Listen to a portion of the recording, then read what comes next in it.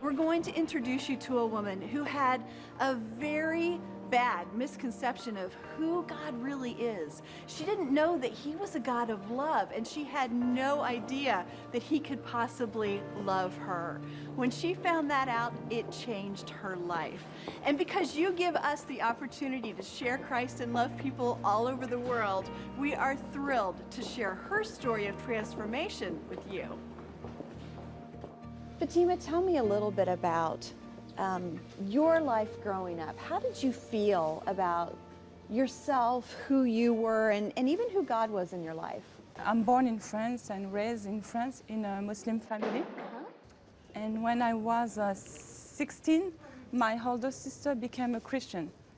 And she come back at home and she said, oh, I became a Christian, now I know Jesus. Not to my father, because it was not possible to speak about that with my father, but she said to my mom, to my brothers and sisters about their conversion, and we were shocked, because for us, to be Christian, it was not for us, it was for French people.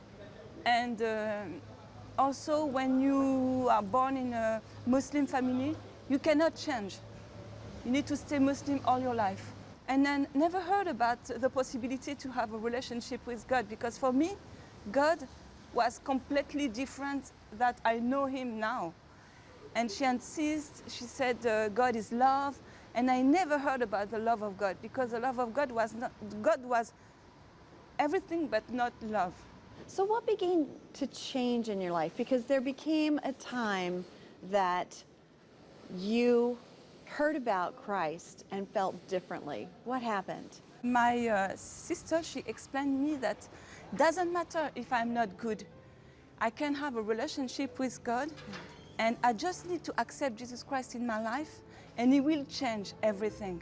And my sister invited me to the church, and I said to myself, I have nothing to lose. Maybe something will happen, maybe no. But at the end of the meeting, the pastor prayed for me.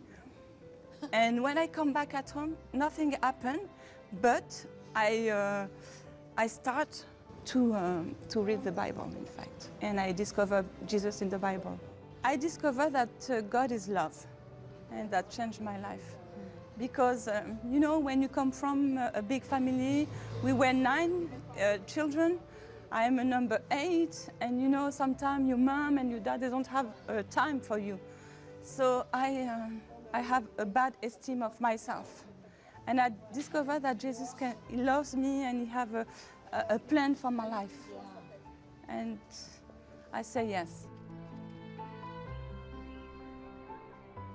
When I became familiar with Joyce Meyer, I was very interested about her, because when she was talking about a personal story and personal, problems, and I say, wow, it's wonderful to see a woman preaching and share about their life, their problems.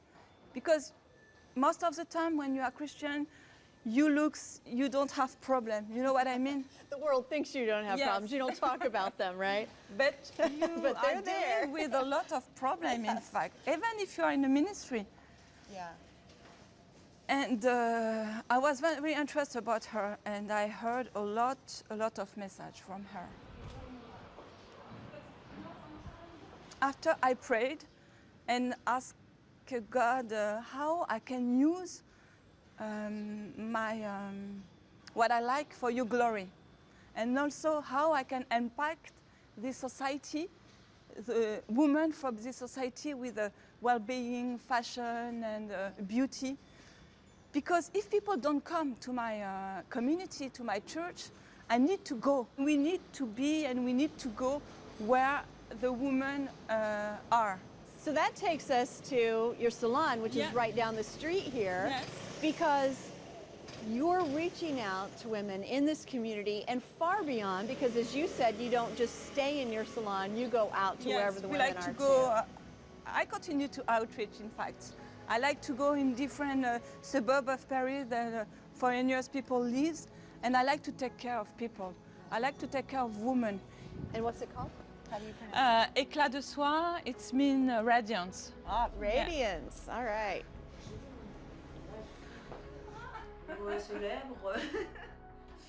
As a Christian, it's very important to go and to spend time with them.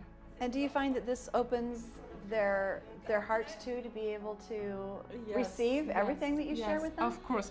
When we give them love, they are so happy, they are so open, and we can have a relationship together. And it's an opportunity for us to share about our faith, and they ask us also for prayers. They are so impressed about that. I know my identity.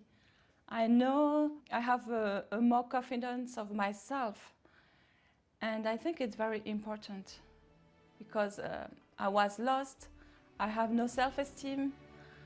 I thought I will be accomplish nothing in my life.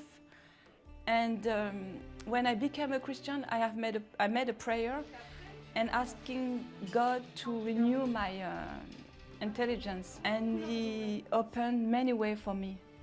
And I also met a lot of people, and they became not only friends, but they became part of my life and part of my ministry.